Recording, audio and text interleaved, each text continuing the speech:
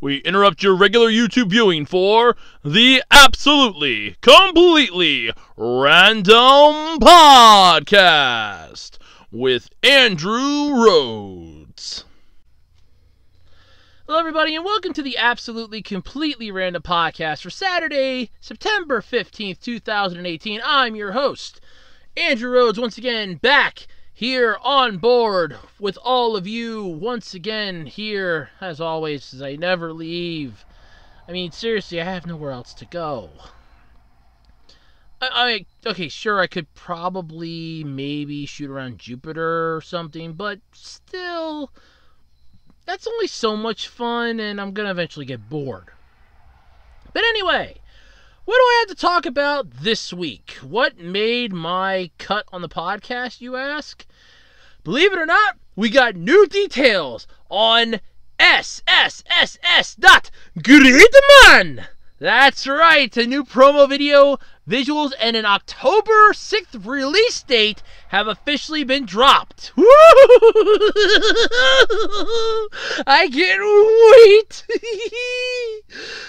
Is it wrong that I'm so giddy about this? Yay.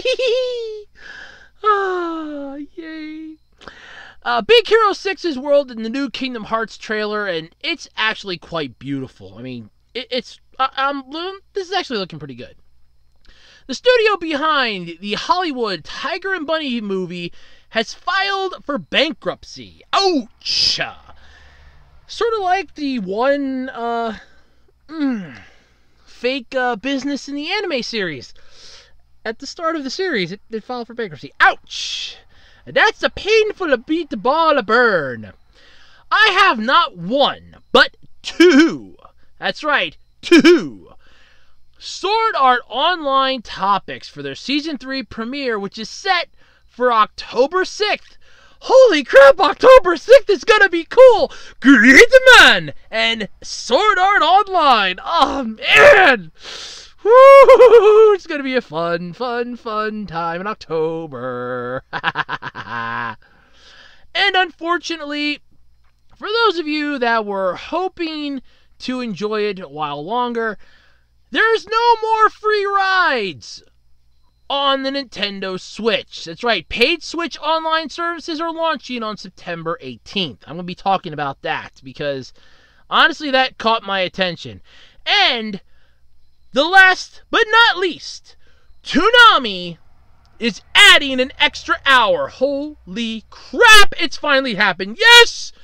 Yes, it's becoming stronger. It's still stronger. It's always going to be the greatest area in the world because Toonami will live forever, baby. Woohoo! It's going to live forever. Yeah, I'm going to be talking about that too this week. All that and more on the absolutely, completely random podcast. But before we go any further, you know this song and dance by now. If you're in the market for weird oddities, collectibles, oddities in general, or whatnot, feel free to check out my eBay page, ARHOADS-2012 on eBay.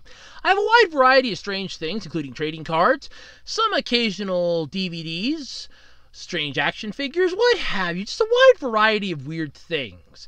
You never know what you can find. I'm basically like your friendly neighborhood yard sale, and occasionally I get some new stuff that I plop up every now and then. So feel free to check out my eBay page. Once again, that's ARHOADS-2012 on eBay. You can also follow me personally on Twitter at OtakuRhodes, and don't forget to check out the official Web Designer 18 Facebook page. I'm actually planning some cool things for that in the future, and we'll probably be working on those in the next couple weeks. So feel free to keep an eye out on that. So yeah, it's gonna be a fun time. Alright, so let's get into what I usually do every week. For those of you that are new, this is the part where I usually say about how my week went. And as my mom will pretty much attest to, this week has been a hot dumpster fire. I'm not going to sugarcoat this. I'm not going to sugar tits this at all. This has been a hot dumpster fire. This whole week has been nothing but a big dumpster fire for me. From crap happening at work that, if you follow me on Twitter, I put it up on Wednesday, And I asked some of my friends on Facebook for some advice to try to rectify the situation, as well as some family members. So, yeah, I'm in the process of fixing the issue. But apparently I have a smell when I sweat, which I think everybody does, but I have to figure out a way to correct it. So that's always fun. So there's that. And I want to say sad news, at least in my world it's sad because now I can't enjoy it anymore, but we no longer have a Roku player. Well, let me explain that and clarify. We still have it, but it's no longer hooked up. I still have the account yet with the Roku player. I can still plug it in so it can update and everything else, but sadly, we won't be using it anymore. At least I won't be using it until I can get myself a little tiny TV that I can bring back up to my room, and I can hook it up here, and then I can watch my Roku whenever I want. I can watch Super Sentai at 12 o'clock in the morning. Or I can watch the Anime All Day channel on Pluto whenever I feel like it.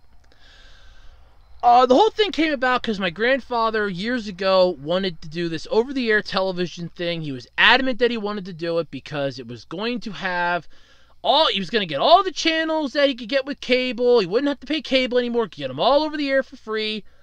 And he was so gung-ho about it that he wanted to do it. He wanted to do it, and he wanted to do it. And I said, I told him that I didn't think it was going to work. I want that on the record above anything else. I told him multiple times, I don't think this is going to work the way you think it's going to work. But he didn't listen to me. He refused to heed my warning. So I got him an antenna. And it wasn't a crappy one. It cost me about $10.43 on eBay. It's one of those that you see the commercials for all the time. You can plop it on a window or on the wall or on a table, and you'll get signal. I got him that. Hooked it up for him. It came on Thursday. I hooked it up for him on Thursday. He gets 5 channels. None of them are what he wanted. He was hoping to get the ABC channel out of Philadelphia, a CBS channel, our local news, at least in the top 3. He didn't even get those. We're picking up crap that's like 2 counties away, and if you stand in front of the antenna for like 5 seconds, if you're passing through to go into the other room, you interrupt the signal. And that is the best spot I could find to get a damn signal. I'm not joking. I mean, I tried several spots before I finally got that one to work. So that's kind of sad. But I explained this to him that, hey, I don't think this is going to work. I said it multiple times. I finally just got fed up. I said, fine. So he has it.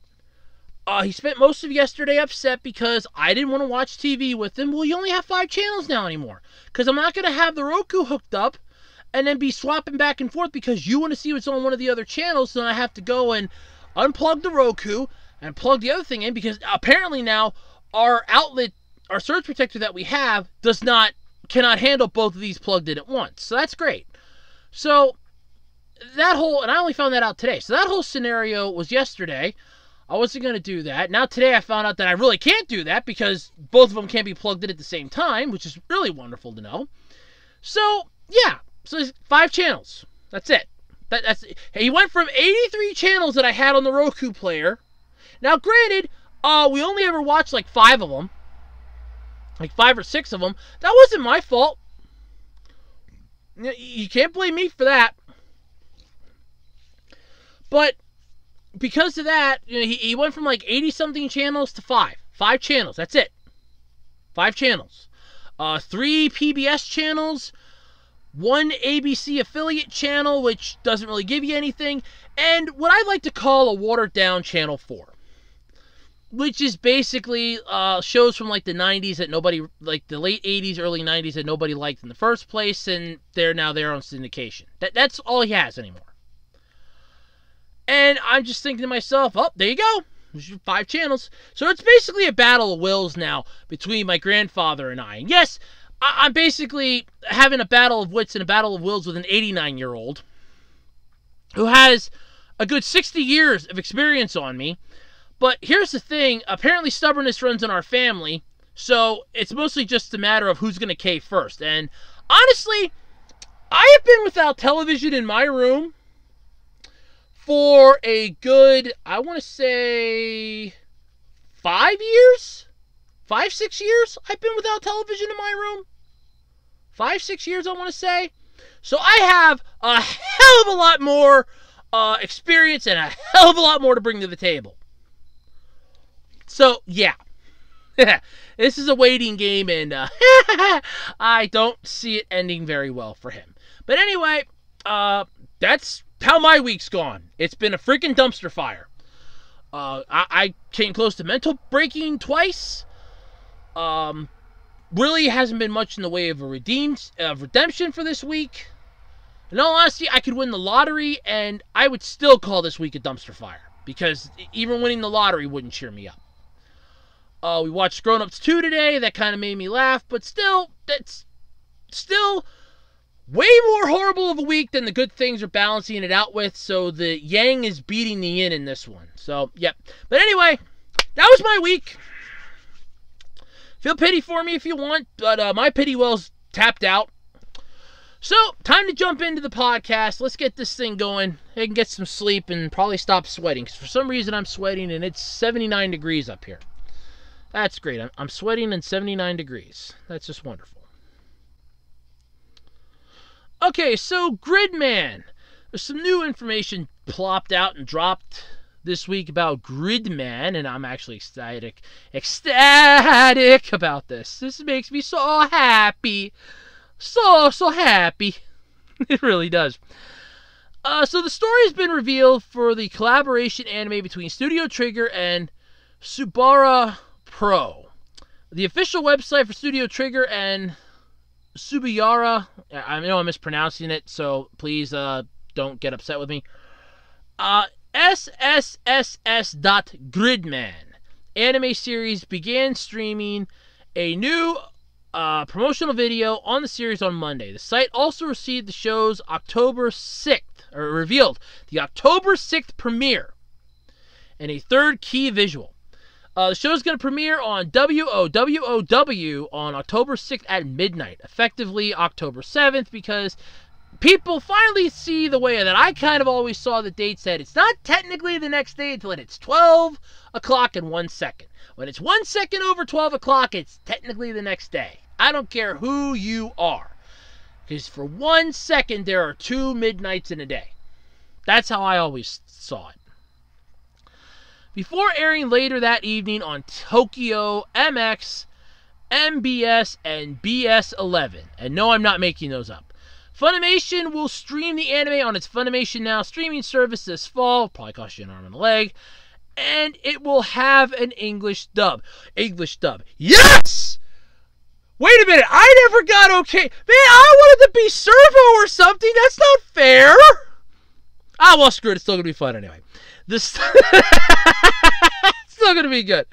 Let's see. The site also revealed the show's story. So here's basically the plot outline for this thing. It's actually kind of interesting.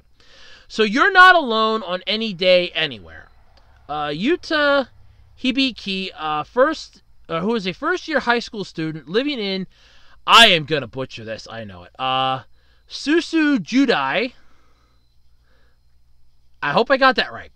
One day wakes up to find he has lost his memories, and he meets the hyper agent Gridman on his old computer. Gridman says that Yuta has a mission he must fulfill, and Yuta sets out to find the meaning to those words and his memory loss. Yuta's friends, Sho Utsumi, Rika Takarada, and Akane Shinjo, who would always help him and spend their days with him, but their tranquil days are suddenly and easily crushed with the appearance of Kaiju. So, I'm ecstatic about this. I cannot put it into words. I always loved Superhuman Samurai Cyber Squad growing up as a kid. That was the one show that I loved. Yes, I know. It was kind of... at the time, I didn't know it was what you call a tokusatsu, basically. And honestly, I did not know that it was honest to God, I didn't know how corny it was till you get older, but honestly, it's good. I always appreciated the show. Yes, the whole introduction of Lucky and the getting rid of Amp was kind of stupid. You will never hear me argue that. But honestly, I always thought it was a good show. I loved the show, liked the show, always enjoyed it. In fact, my grandfather found a VHS tape of it years ago when I was in like 6th grade, I think. I got it for Christmas, and I wanted to go and get the other two. And he's like, "Oh yeah, I found it at this store. They had like a couple of them there." I wanted to go and get the other two because I really liked the show, and I did. My mom and grandmother took me, and it was like, "He really wants this." Yeah, I want it. I found the other two, and it's like, yes. Then I ended up getting the part 1 of the first season on DVD anyway. So yeah, I ended up getting it like years later than on DVD, courtesy of Shout Factory. I'm still working on getting the rest of it yet. But anyway, yeah. So there's like a whole bunch of this. It's got the entire cast list. I am not going to try to pronounce their names so I don't end up butchering half of them. So feel free to check them out in the article, because I'm going to put the links to all the article and topics, as always and usually now, into the description section. So feel free to check those out. But yeah, there's like a whole bunch. You got the design of this.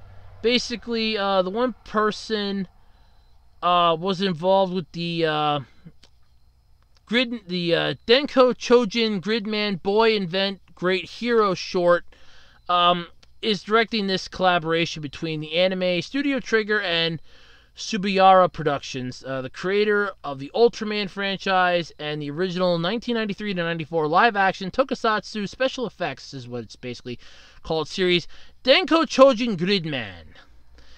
So there's like a whole bunch of information on here. Honestly, it's way too much for me to go into. It's one of those, you're better off reading it for yourselves to really enjoy it. But I'm looking forward to this. The opening theme song is going to be called Union. OXT,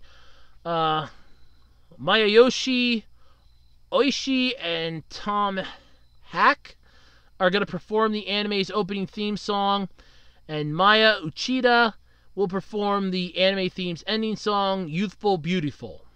That actually sounds pretty cool. So, feel free to check out SSSS.Gridman. I love doing that, by the way. I just love doing that. Feel free to drop it out. Check it out when it drops on October 6th. I'm looking forward to this. Holy crap. I'm so looking forward. Is it wrong that I'm looking forward to this? I'm looking forward to this. Is it October yet? I kind of want to have this happen like now. I am so looking forward to this. I can't even explain how much I'm looking forward to this. This is going to rock. Okay, so is anybody else out there looking forward to the third Kingdom Hearts game, which is finally coming out next year? Yes, we're getting ever so closer to that January 29th, 2019 launch date for Kingdom Hearts 3. Because that's the day that gamers around the world are pretty much going to be calling in sick from work so that they can play this game day one. Long lines at GameStop will probably be forming. Online purchase orders by bots will be going like crazy. Best Buy will probably have a line out the door at 5 in the morning. Oh, God, it's going to be horrible, isn't it? All for a game that has been long awaited. Because you want to know something funny? It's a good series. It's about damn time it gets the next installment. But anyway, they showed off one of the new kingdoms, or one of the new worlds, I should say. And it's the Big Hero 6 world. Of course, because they're finally taking it far away from the original stuff like Howl Bastion and, Atlantica, things like that. We're finally getting into the good shit now. The decent, Disney stuff. So, it's going to be good. So, since there's a few months yet, though, the wait left ahead of us, Square Enix is showing off a little more of the long-awaited follow-up at Tokyo Game Show. They showed the introduction to Big Hero 6's world. You can see the trailer in the article. There's also a Kingdom Hearts VR experience on the way to the PlayStation VR. That's still a thing? Huh. The free download, which is essentially a series retrospective music showcase with interactive elements, is due out this year. Wow. I saw the trailer. It wasn't too bad. It looks like just your standard cutscene introducing everything. And if you've never seen Big Hero 6, I highly recommend checking it out. It's a damn good movie. Holy crap. I got a fun story, too, with that. I bought one on eBay. I got one viewing out of it. Okay, I shit you not. One viewing. I go to pop it in the next night to watch it again. So I'm like, yeah, I want to watch this again. I go to pop it in the next night, and it won't play at all. The disc was scratched to hell. It was brand new, too, by the way. Brand spanking new. Disc is scratched to hell. And it was like that when I got it, but I'm like, yeah, I've gotten used discs at FYE that had more scratches than this, and it still plays. So I popped it in my player at the time, and it played it one time only. So then I, had to complain and scream and holler and yell almost, metaphorically on that one, because I just told the seller, hey, it doesn't work. They're like, oh, okay, that's not a problem. And they, they just gave me, I just got my refund back. I know I had to send it back to them, but I did get a refund. And then I ended up getting another one.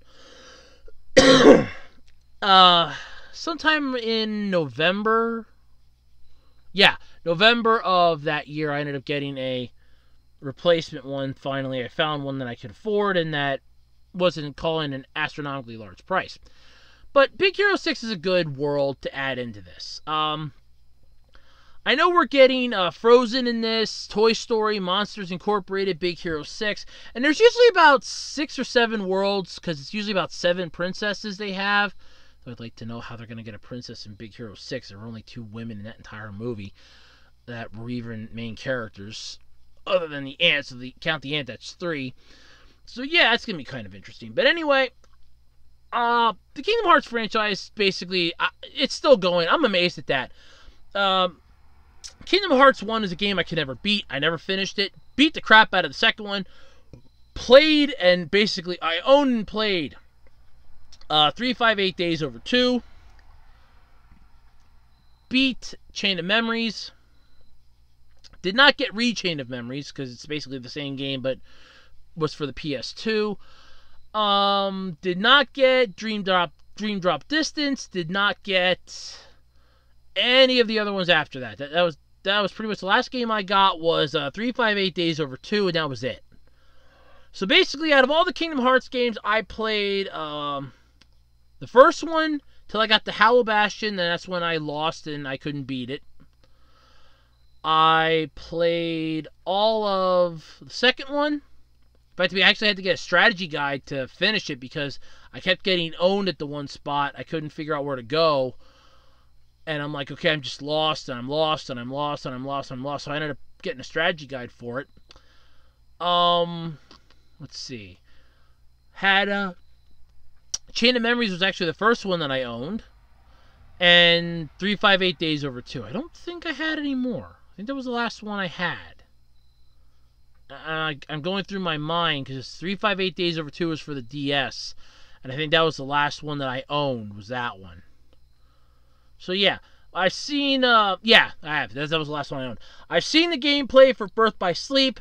I've seen the gameplay for Dream Drop Distance, all of which are good. The franchise has evolved so much over the last few years with the introduction of several new characters, with, bringing of other characters, like they brought Axel back. He has a Keyblade now. Spoiler, by the way, if you haven't been keeping up with it.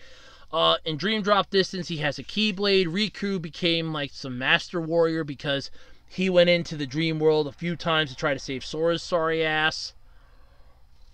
So on and so forth. And the game itself, honestly, just has so much going for it. I mean, it's an interesting game, too, because it basically runs off the same sort of Final Fantasy type feel to it, but it's more real-time and not turn-based. And that's what I enjoyed about it so much. That and the fact that in the second one you could get different forms, like I had the Valor form, the Warrior form, the Master form, and the Ultimate form, which that one took me a while to get. When I finally unlocked that thing, I was like, yes! Yes! And then all I needed was the Ultimate weapon, and I'm like, I was going around looking for that, getting all the parts for that. I synthesized it, and I'm like, yes! It's mine! Mine! and I just beat the game with that weapon. And I was like, yep, this is how you do it. So all those games were fun. Chain of Memories was actually pretty cool. Although I ended up taking on Hades at the start of it, and apparently you're not supposed to do that. You're supposed to take on Hades near the end of the first section because he's the strongest of the opponents. But I ended up getting the cloud cards a lot in that world because of that, and I'm like, yeah, I like the cloud cards. They came in really handy in the game, so I'm like, yeah, I got a whole bunch of cloud cards and was using them like crazy. Yes, that worked out well for me. But yeah, so Kingdom Hearts game, like I said, it's one of those that it came out of left field when it came out, and it was so good and so well received that I just enjoyed it. It's gotten like some manga spin-offs. It's one of the few games that I swear deserves an anime series. It honestly does. I should probably do a rant video games that deserve an anime series, unless I've already done one for that. I really had to go through double check that. But it deserves an anime series. I know it has like a manga series. I think they came out with like a couple novels for it.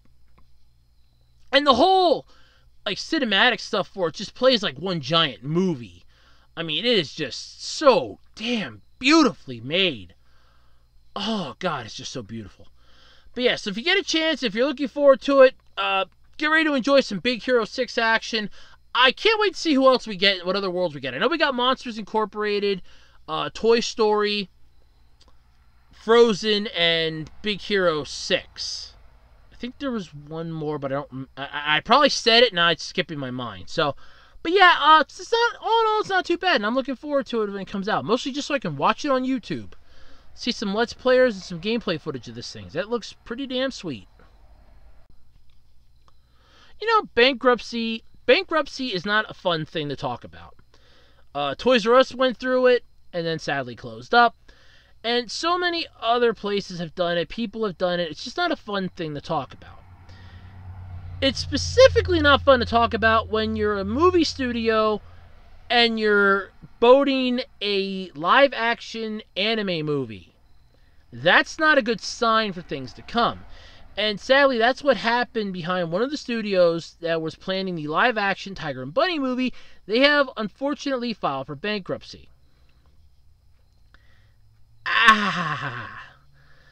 Film studio Global Road Entertainment has filed for Chapter 11 bankruptcy, a move that will impact its film division. As a result, they're attempting to sell some of their unreleased projects, including Playmobil and The Silence. Wait. They're making a movie about that crappy line of kids' toys?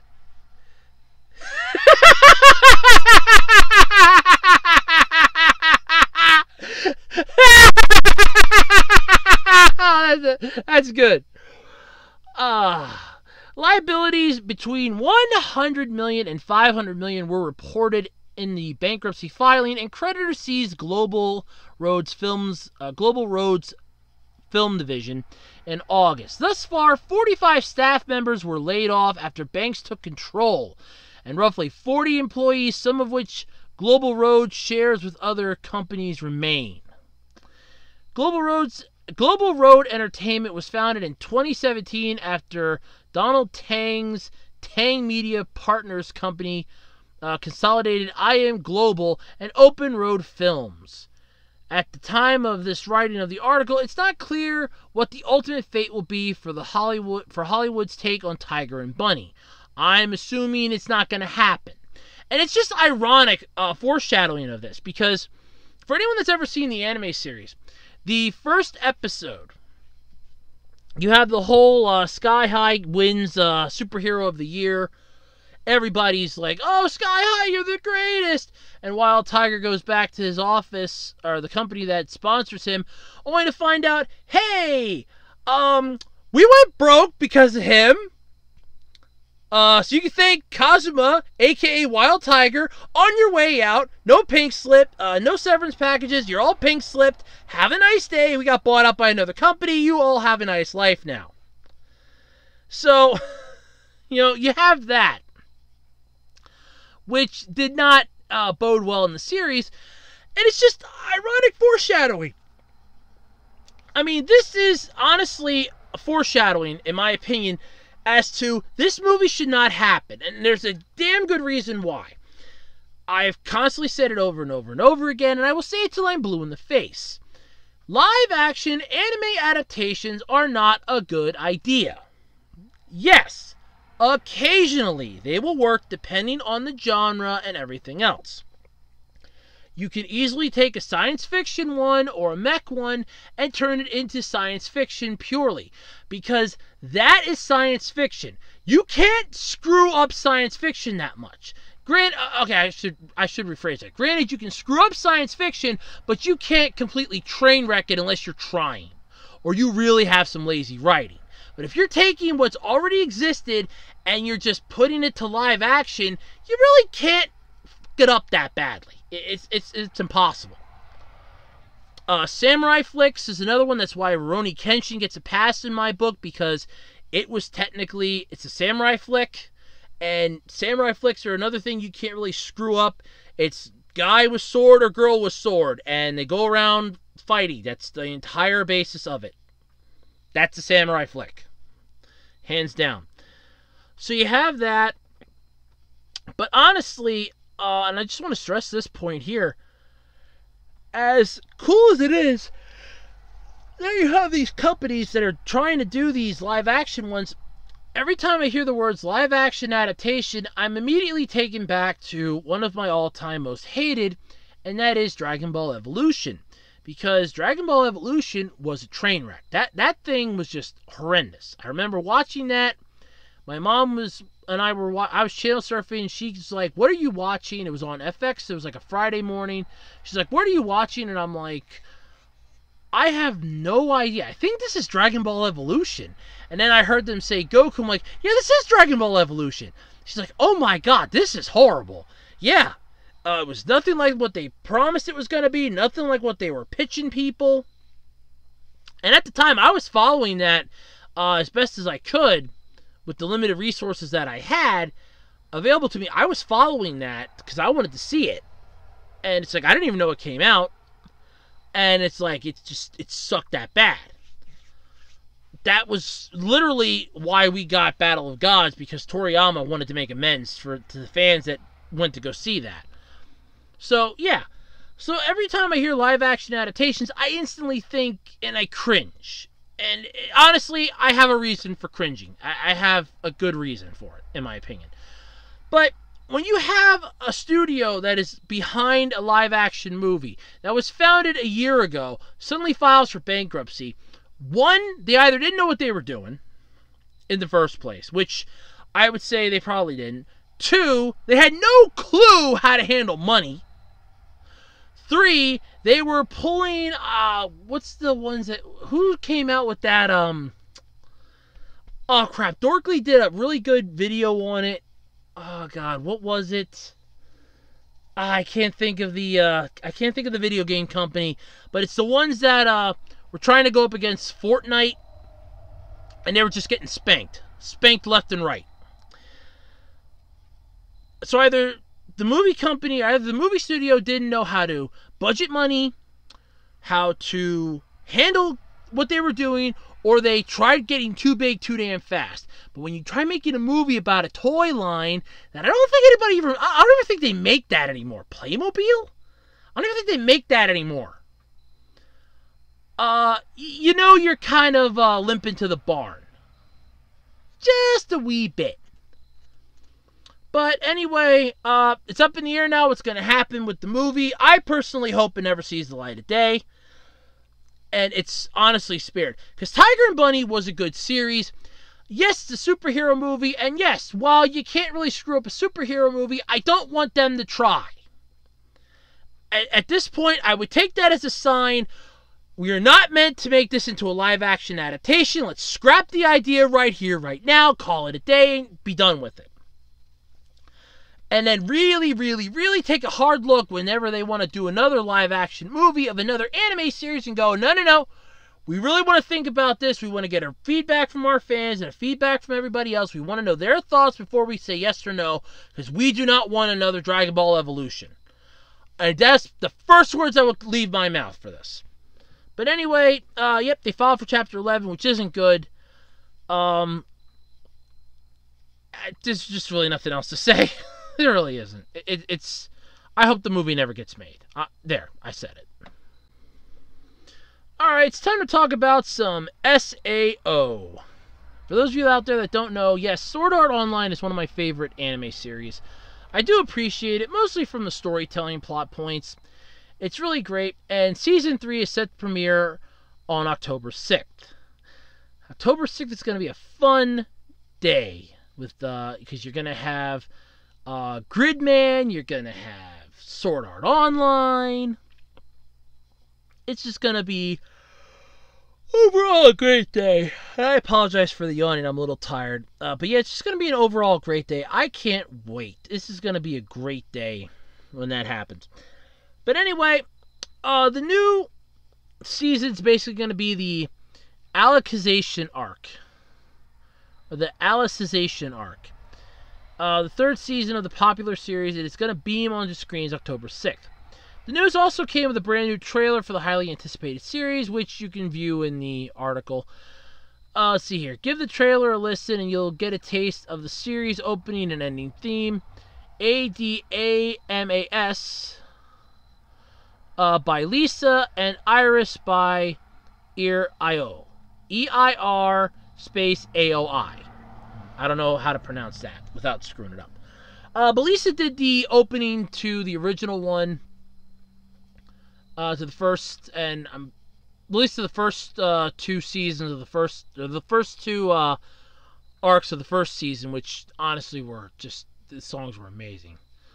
Oh god, they were good. So yeah, you have those, which I think is great. So you're getting the same person to do the opening theme again, which is great. Honestly, that's wonderful as far as I'm concerned. So, let's see, what else is there on here? Oh yeah, so there's still more. So, a lot of people that were taking to Twitter, it's like, yo, new episodes, new seasons, blah, blah, blah, everything that's really going to be really good. You have a whole bunch of character things here. It's going to be starring a few new people, just same old too. It's adapting the light novels Alicization arc, and the episodes, though, for this one is set to last around 50 episodes. Now, this is impressive because right now we're living in an era that we get like 12-episode seasons and 12-episode series. This is going to be a 50-episode series, or at least a 50-episode season. So the series is going to last 4 cores. That is roughly 4 12-episode seasons that make up an entire year of an anime. That means its entirety, Alicization, is going to run for about 50 episodes. That's double the first 2 seasons of Sword Art Online, which ran for 25 and 24 episodes respectively.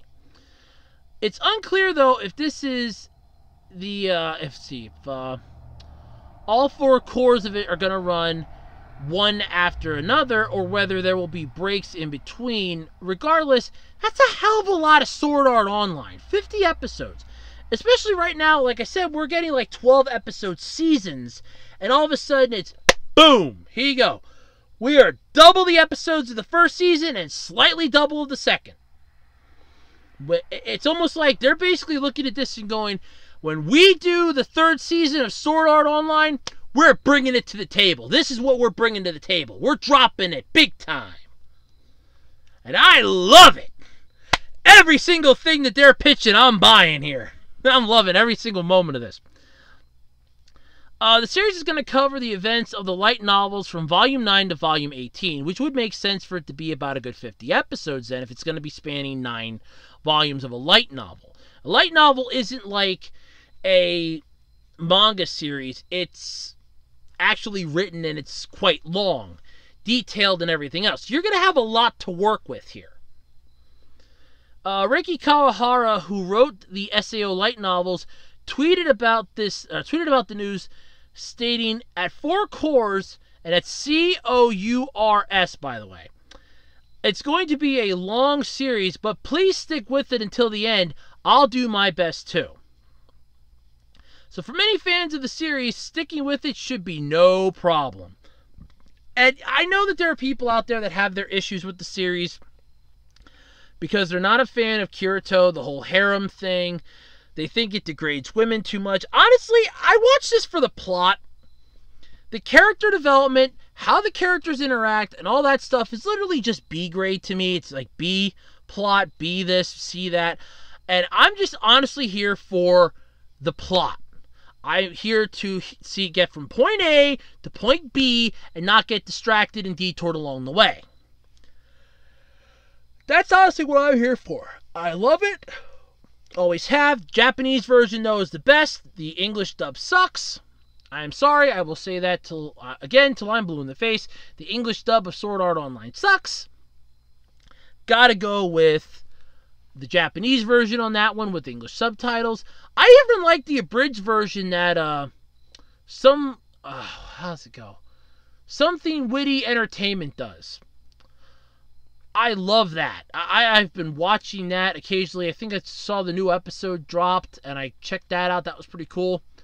But yeah, there's just like so much good stuff happening with this series. You got Integral Factor, the Integral Factor. I know I mispronounced that half a dozen times.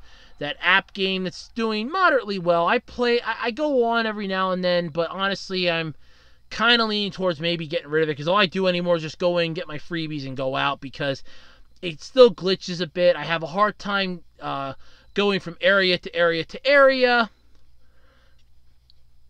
If I try fighting for any of the monsters and there's a massive load on the server, it overloads the server. There's like a lag in between attacks and everything else, and yeah, it's just like an over-glorified bug yet. There's still some bugs that I just can't get over. But otherwise, it's a good game. I'm not going to deny that. I think it got a little too rushed in the production, but then again, so did half the other games on that list too. So yeah, there's that. But anyway, if you're looking forward to the third season of SAO, you just have to wait until October 6th, when the start of the third season and its 50-episode run begins. And I can't wait. Wait, what's this? Do I have a bonus topic of the week? I do. I have a bonus topic of the week.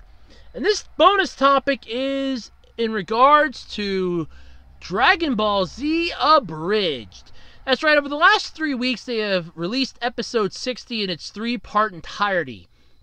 Starting with, I kind of want to double check my dates on here so I don't screw that up. Okay, starting from Friday the 31st, straight through to the 14th, you were able to watch, after they premiered it live on Twitch, on their Twitch channel, I should say.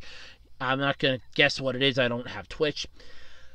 You were able to watch it on YouTube, and all 3 parts, honestly, were quite good. The series itself, at least the 3rd season, is done. According to Kaiser Neko's official Twitter account, he says that there will be a quote-unquote epilogue for Trunks going back to the future and whooping the androids' butts, which is a good thing, because that was a pivotal closure moment of the series. Although, I kind of just like how episode 30 went in general. You had Gohan getting pissed off and finally transforming to the original Japanese music that was used when he transformed the first time. Just redone by a really talented artist. I really want to say that. Really talented musicians that redid it quite well, beautifully. You can listen to it on YouTube. It's not difficult to find. Check out episode 60. You can find it. It's called Day of Fate, by the way. So there, it's easy to look it up. Episode 60, part 2 is kind of definitely interesting, where Gohan's mopping the floor with the Cell Juniors, mopping the floor with Cell, and I kind of like how he goes. He didn't just take a page from Vegeta's book. He wrote the sequel to his damn autobiography. And it was kind of really well done. I had misquoted it when I was explaining it to my mom, and I watched it again. I'm like, oh, okay. 3rd episode, part 3, was kind of a meh. I feel like they rushed it. But then again, I don't really blame Kaiser Neko for that, because he was getting sick and tired of people going, where's episode 60? Where's episode 60? Where's episode 60? Now I can just look forward to the next part, because at the end of episode 60, after you go through the credits and everything else, it has down, we will return in Season 4. So we are getting the Majin Buu arc. And in all honesty, I consider, and I'm going to say this, I consider from the Great Saiyaman Saga to the final episode, the Buu arc. Okay? I know it's split up into different ones. I consider that whole thing the Buu arc. You have the introduction, reintroducing everybody to the characters like they did in the Saiyan Saga. You have the training to do the fusion, the introduction of the bad guy. The introduction to the bad guy, then the training for fusion, then the battle with the bad guy, then the Hail Mary, training / fusion / whatever you need to do. Then, the final battle with the bad guy, and then peace is returned. Here's the aftermath. That is an entire saga, so I always consider the third part to be the entire thing, the Buu arc. Like the Majin Buu arc is what I consider it.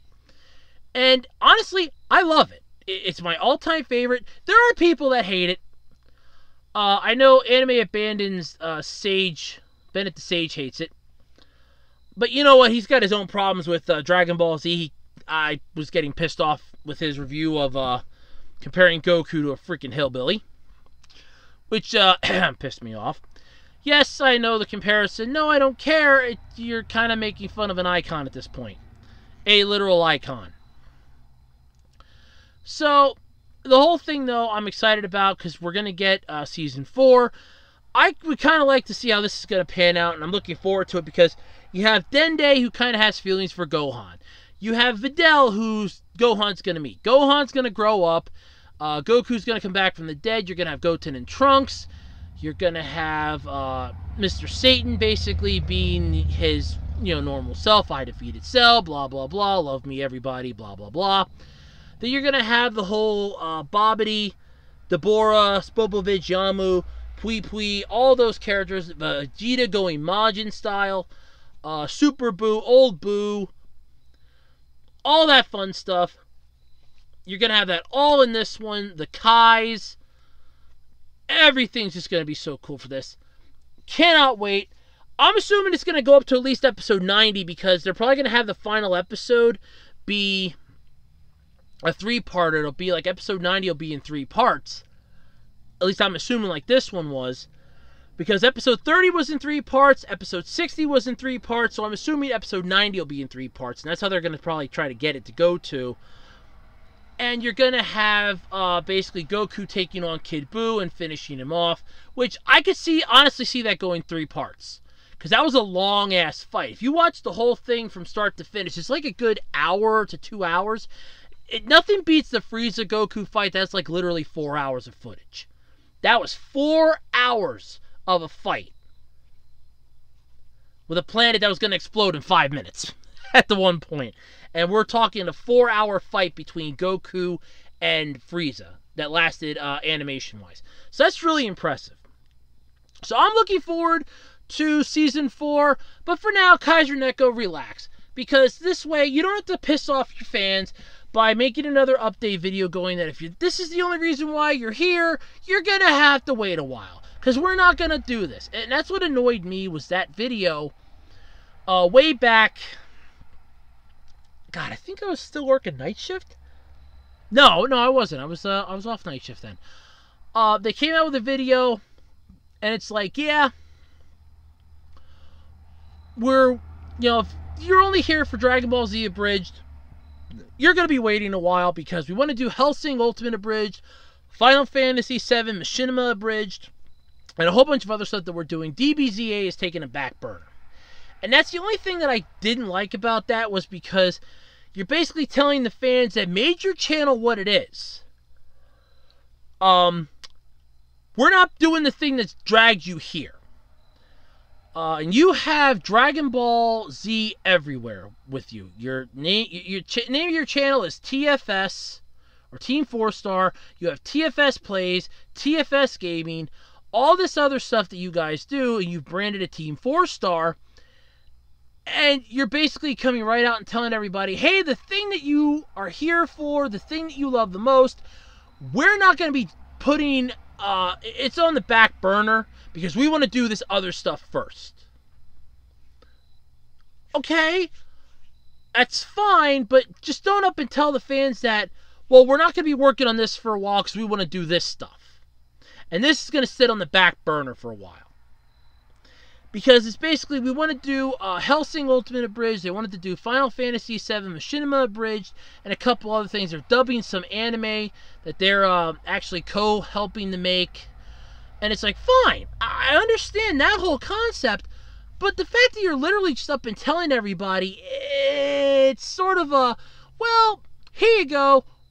Thanks for, subscribing to our channel. Thanks for loving everything we do, but for the time being, we're not going to be bending over backwards to give you the next episode. You're going to have to wait because we want to do this other stuff first, even though we know why you're here, why 90% of you are subscribed, but still. But yeah, so I'm looking forward to Season 4. Can't wait for that to happen. Holy crap, it's going to be great.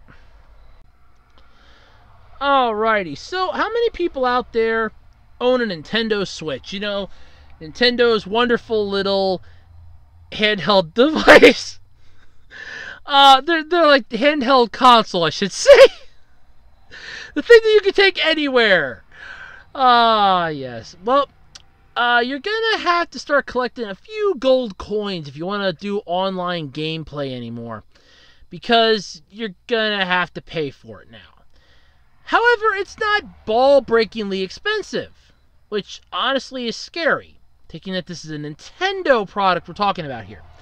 Anyway, the days of the GameCube online adapter to Switch titles like Mario Kart 8 and Splatoon 2, Nintendo has been the only current console maker to never change its customers, or never charge its customers an additional fee to access the online multiplayer gameplay.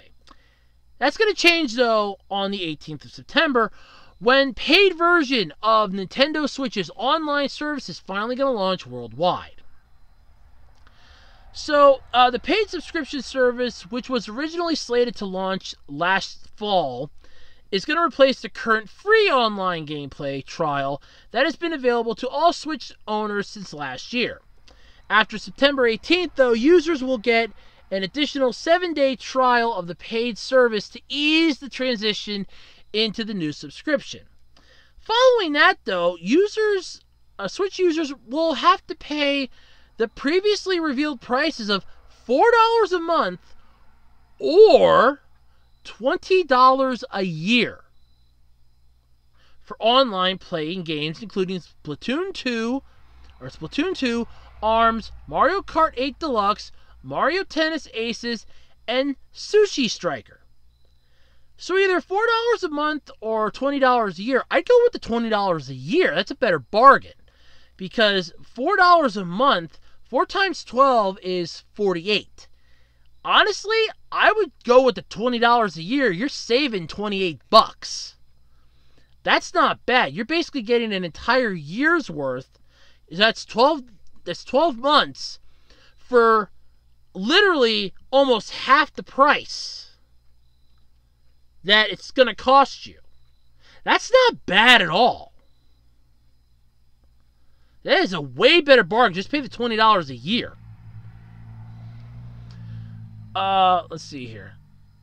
Some other Switch titles, including free-to-play games, will be available online without a subscription, and Nintendo has promised more details will be revealed in a Nintendo Direct presentation that was scheduled for the next day. This came out on the 12th, by the way, so it would have been Thursday. Let's see here. There's still some more information, though, yet with this. But it's basically your same old, that the Switch Online subscribers are also going to get access to additional features, including a library of 20 downloadable emulated NES titles. Emulated. That each one comes with an additional Switch-enabled online feature. That library is set to grow, though, in the future, so that's something cool to look back and check every now and then. Subscribers also get access to cloud-based save file backups for most, but not all, Switch games. Knowing my luck, it's probably going to be the higher up ones that cost an arm and a leg, or ones that are third-party developers, because Nintendo ain't gonna roll like that.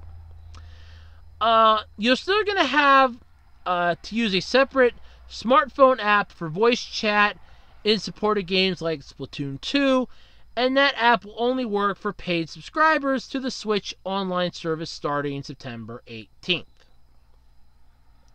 So, what's the takeaway from this? Pay the $20 a month. Pay the $20 a year for online play. It's a hell of a better bargain than $4 a month. You're going to get a crap ton of games, or 20 downloadable emulated NES titles, with more possibly on the way. A whole bunch of other cool things. Yeah, okay.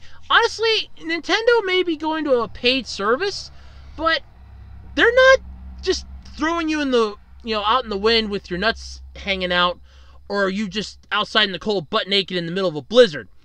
They are literally, it's like, hey, come on over here, sit warm, sit here, sit next to us, get warm, let's play some Switch, some multiplayer online Switch titles with people around the world, and all you gotta pay is $20 a year, basically. I would freaking do that in a heartbeat. Because, I mean, that's cool. But the only downside, though, is that you're gonna get the downloadable, or access to a cloud-based save file backups, but not for every single Switch game, only for most. Like I said, my guess would probably be like third-party games from third-party developers, ones that Nintendo doesn't have wrapped around their fingers, that you're probably not going to get the save file for. Which, yeah, it sucks, but still, there's nothing you can do about it. But otherwise, I think this is really great and interesting news, especially coming from Nintendo, who constantly have the knack of screwing people to the wall. I mean, let's not forget how the whole Switch thing was playing out all those other times. With the battery and everything else. I know I went off on a tangent the one time late last year when I was talking about the Switch having that quote-unquote battery thing. I said, well, they better have like a solar-powered charger that they equip with it so that you can play it like in the middle of a town in a country with no electricity. I don't know if they ever came up with that. I wondered if somebody probably made one of those up as a joke or something. That would be kind of creepy. But anyway, honestly, this doesn't sound as bad as it seems. So yes, you're losing the free online multiplayer. You have to pay for it now. But honestly, that price is not that outrageous. Because you can literally get an entire year's worth for what it would cost you for 5 months. That is a hell of a good bargain. And I mean a hell of a good bargain. I'm not joking on that. That is a hell of a good bargain. So, yeah, there you go. Look forward to that. For those of you that want multiplayer, just drop $20 and you're in business. Alrighty, Toonami. I love Toonami. And I love the fact that it's growing by another hour. Along with premiering the next generation of Naruto, featuring his son and all of his son's magical little friends, called Boruto. That's right.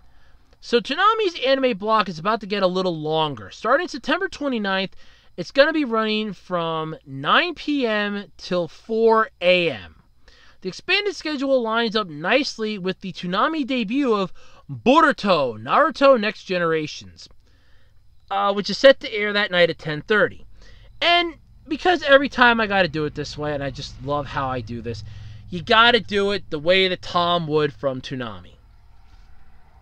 We're going to kick things off with Dragon Ball Z Kai at 9, My Hero Academia at 9:30. Naruto Shippuden comes in at 10, with Boruto, Naruto Next Generations cleaning things up at 10:30. Dragon Ball Super drops it like it's hot at 11, with Fully Cooley Alternative kicking things at 11:30. At 12 a.m., Attack on Titan with JoJo's Bizarre Adventure, Diamond is Unbreakable, coming in at 12:30. Black Clover kicks us off at 1 a.m. with Hunter x Hunter, bringing us home at 1:30. 2 a.m. is One Punch Man and Lupin III at 2:30, followed by Cowboy Bebop and Samurai Jack to close out the night at 3:30. Toonami, only on Adult Swim. Although I personally wish they would have their own channel at this point because they're just way too good. They're way too good to just be limited to that anymore. But yeah, this is going to be interesting. So they're finally going to get Boruto. So they're going to have Naruto Shippuden. They're going to have Boruto.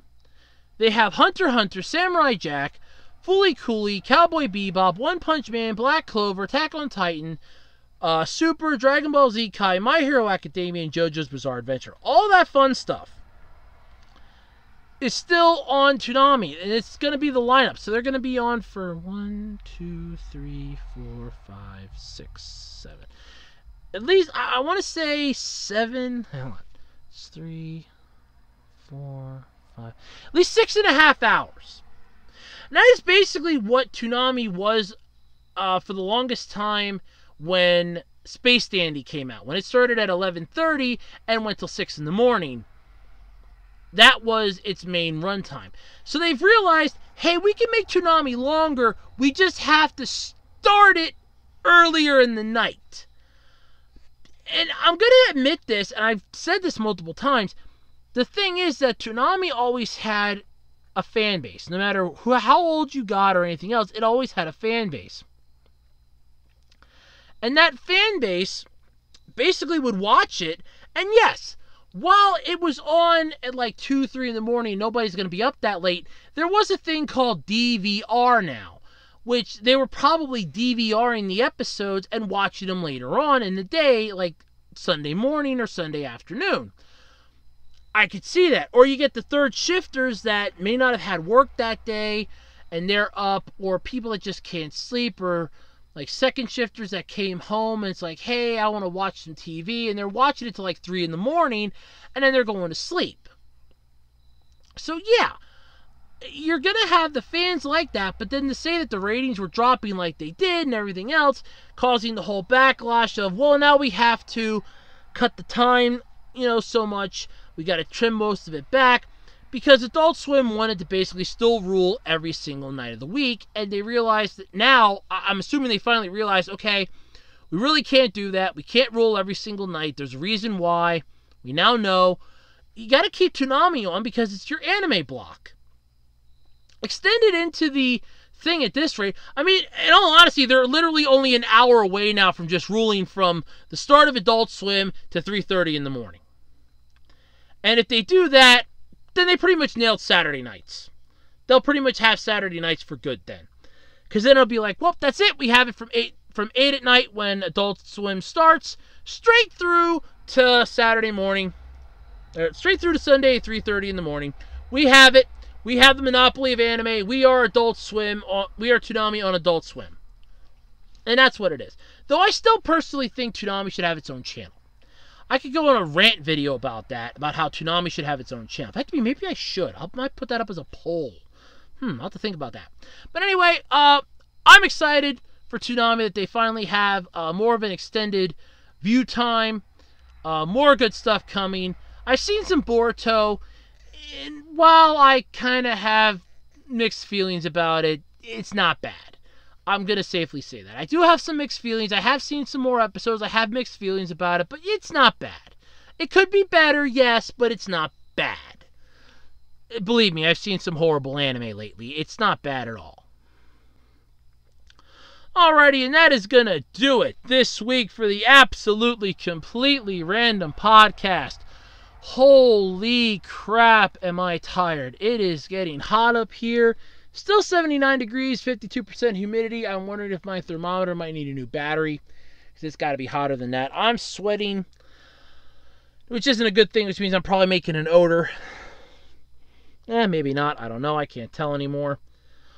But anyway, if you have any topics that you'd like me to talk about, feel free to drop them either on the discussion section of my YouTube channel, my Twitter page, at Otaku Roads on Twitter, on the Web Designer 18 Facebook page, or feel free to send them to the podcast email, acrpodcast@gmail.com. All lowercase letters, by the way. acrpodcast@gmail.com. And until next time, I figured I would end out this week's episode with a nice quote again. from the late, great Casey Kasem. For those of you that may be too young to know who that is, Google it. Every time he would close out his radio program every week, so I would always listen to it on a Sunday night, he would always do his quote, and he did it like on every single thing I think he ever did, but either way, I still like the quote. And basically, it goes like this: keep your feet on the ground and keep reaching for the stars. And until next week, I'm Andrew Rhodes. Have a wonderful time, have a wonderful week, and thank you for joining me here on the Absolutely, Completely Random Podcast.